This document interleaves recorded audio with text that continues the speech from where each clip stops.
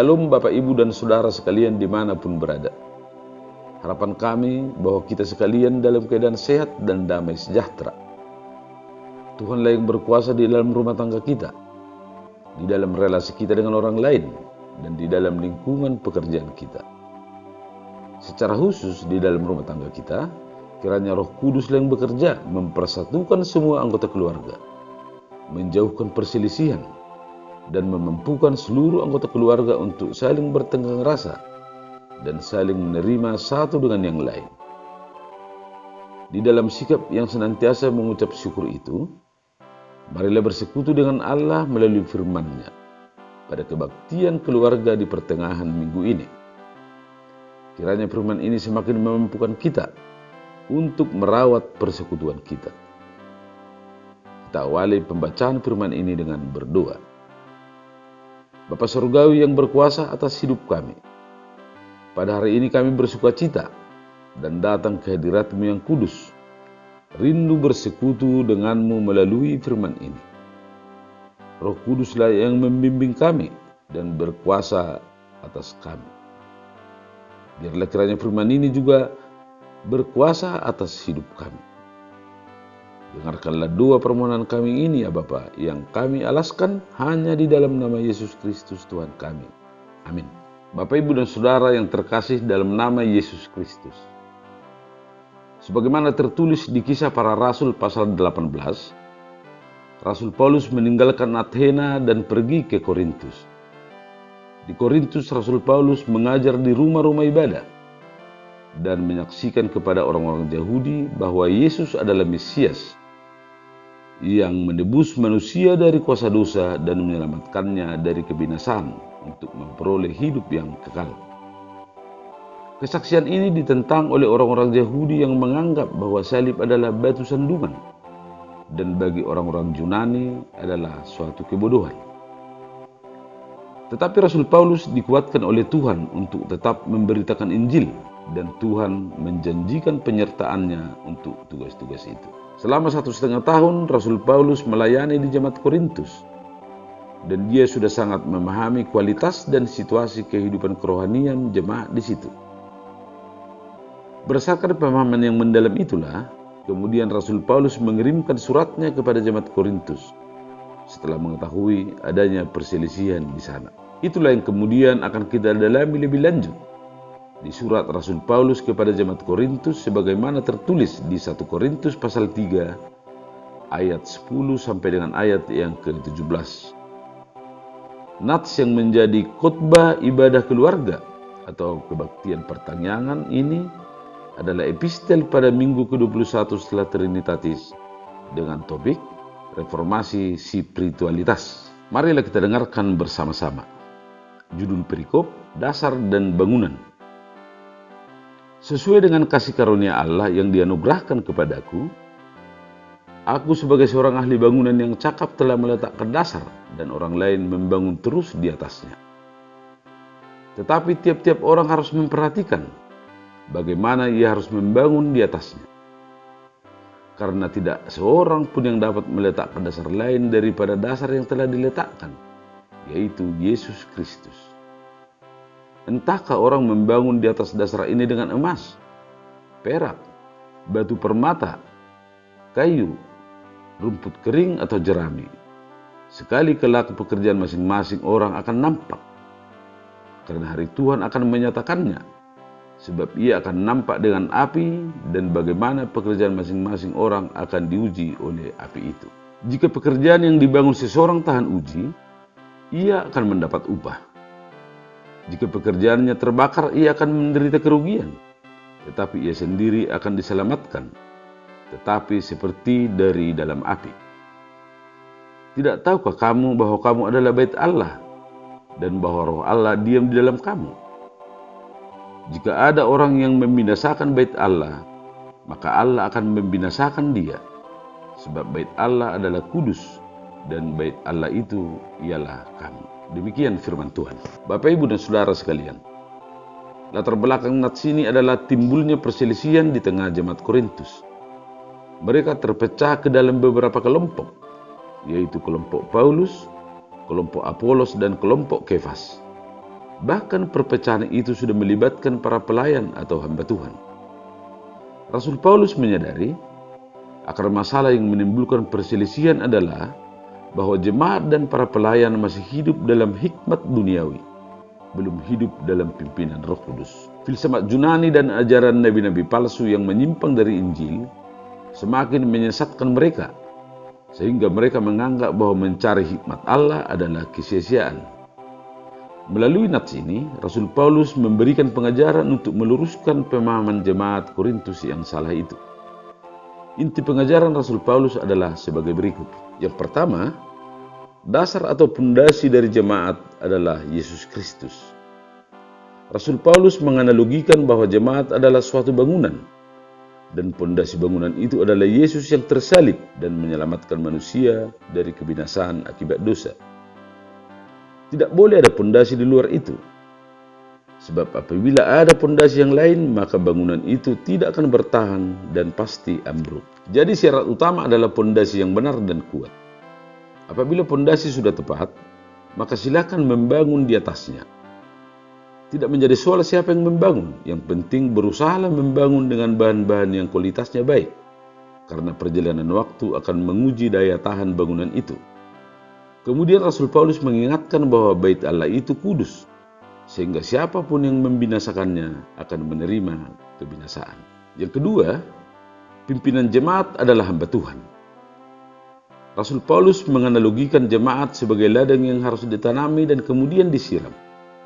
Tanaman itu kemudian bertumbuh dan dituai pada waktunya. Pemilik ladang itu adalah Allah, dan pemimpin jemaat adalah hamba milik Allah yang ditugaskan untuk mengerjakan ladang itu. Pembagian tugas di antara hamba-hamba itu sepenuhnya tergantung kepada pemilik ladang. Hanya pemilik ladang yang berhak menentukannya. Bahkan berhasil tidaknya pekerjaan hamba-hamba itu sepenuhnya ada di dalam kuasa Allah. Sebab Allah lah yang memberikan pertumbuhan. Dengan pengajaran itu, Rasul Paulus mengkoreksi pemahaman jemaat yang salah, sehingga terjebak kepada cara berpikir yang membeda-bedakan siapa yang paling hebat. Apakah Paulus, atau Apolos, atau Kefas? Pembeda-bedaan seperti itu akan menimbulkan perpecahan dan perselisihan. Dan yang ketiga, jemaat harus bersatu. Rasul Paulus menasihati jemaat Korintus untuk membuang jauh-jauh sifat iri hati dan perselisihan. Hendaklah anggota jemaat sia sekata, erat bersatu dan sehati sepikir. 1 Korintus pasal 1 ayat 10. Perselisihan, iri hati dan kedengkian adalah keinginan daging yang harus dibuang dan ditaklukkan di bawah kuasa Roh Kudus. Sehingga yang berkuasa di dalam diri dan di tengah-tengah jemaat adalah roh persatuan dan roh ketertiban. Kristus tidak terbagi-bagi, dan Kristus menghendaki supaya semua jemaat menjadi satu. Sama seperti Kristus di dalam Bapa dan Bapa di dalam Kristus, supaya dunia percaya. Yohanes pasal 17 ayat yang ke-21. Bapak, Ibu, dan Saudara sekalian yang terkasih, apa pelajaran bagi gereja dan kita sebagai anggota persekutuan pada masa kini dari kisah yang terjadi di jemaat Korintus pada masa yang lalu? Marilah kita renungkan 3 hal berikut ini. Yang pertama, ada awan yang pekat di atas gereja-gereja kita. Awan pekat dan skandal yang paling memprihatinkan gereja kita adalah perpecahan yang melanda tubuhnya. Bila misi utama gereja adalah bersaksi dan memberitakan, maka skandal perpecahan mengakibatkan apapun yang diberitakan oleh gereja menjadi kehilangan pijakan dan kehilangan wibawa. Apapun yang diberitakan oleh gereja akhirnya cuma pepesan kosong yang tidak perlu diperhatikan.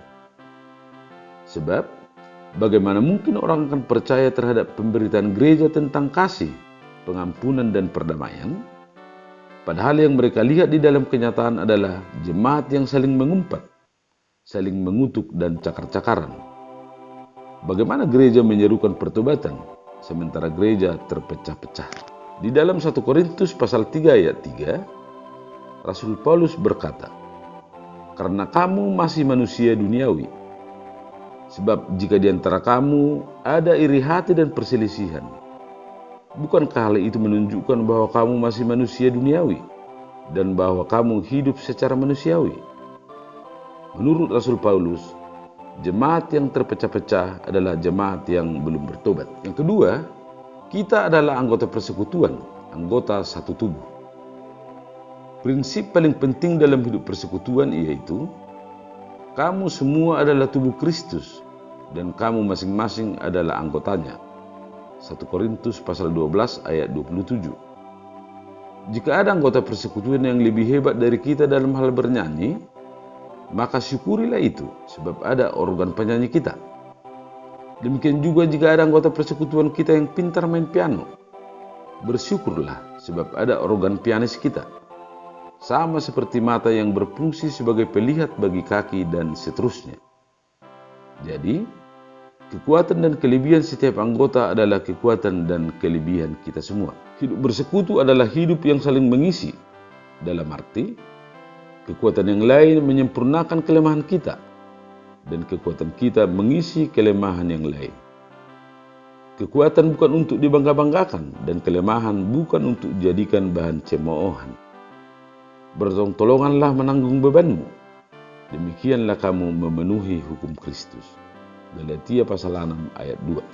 Dan yang ketiga, jadilah hamba Tuhan yang membangun di atas pondasi yang benar. Kehadiran Allah harus memancar melalui hambanya di dalam pemberitaan Injil. Hamba Tuhan harus memberitakan Tuhan, bukan memberitakan diri sendiri. Betapa sering para hamba Tuhan bukan hanya memberitakan firman Tuhan, tetapi memberitakan firman Tuhan plus. Firman Tuhan diberitakan plus dogma dan doktrin gerejanya sendiri, plus menceritakan diri sendiri dengan segala sukses pribadinya. Juga memberitakan kerajaan Allah plus kerajaan sendiri, dan membangun kerajaan Allah plus membangun kerajaan sendiri. Harus disadari bahwa kehadiran dan keberadaan pemimpin jemaat, evangelis, pendeta dan majelis tidak mewakili diri sendiri, melainkan sebagai vikaris yang mewakili Allah untuk menyatakan anugerah dan kebaikannya, dan di hadapan Allah menjadi juru syafaat, mewakili dunia menyatakan pertobatan iman kita. Para hamba Tuhan harus meneladani Yesus Kristus dalam segala hal, supaya mereka yang hidup tidak lagi hidup untuk diri sendiri, tetapi untuk Dia yang telah mati dan telah dibangkitkan untuk mereka. 2 Korintus pasal 5 ayat yang ke-15. Bapak, Ibu, dan Saudara sekalian yang terkasih dalam nama Yesus Kristus.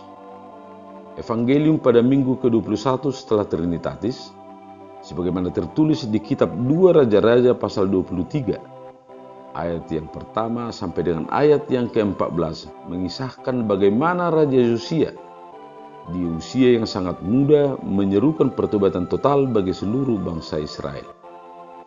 Mereka kembali menyembah Allah, mengikuti Allah dan menuruti segala peraturan, perintah dan ketetapannya. Segala sesuatu yang berhubungan dengan penyembahan terhadap Dewa Baal dan Asyera dimusnahkan di seluruh kerajaan. Seluruh rakyat taat dan mendukung pembaruan sikap itu. Maka marilah memadukan kedua nats ini sesuai topik minggu. Tinggalkanlah spiritualitas yang mendua. Berimanlah hanya kepada Tuhan. Hikmat duniawi adalah kebodohan. Maka sambutlah Roh Kudus, roh yang membebaskan dan roh yang menertibkan. Roh Kudus berkuasa mengubah kita dari hidup yang penuh kesia-siaan, berbalik menuju hidup yang berkemenangan. Selamat melaksanakan kebaktian keluarga. Kiranya Tuhan memberkati kita. Amin.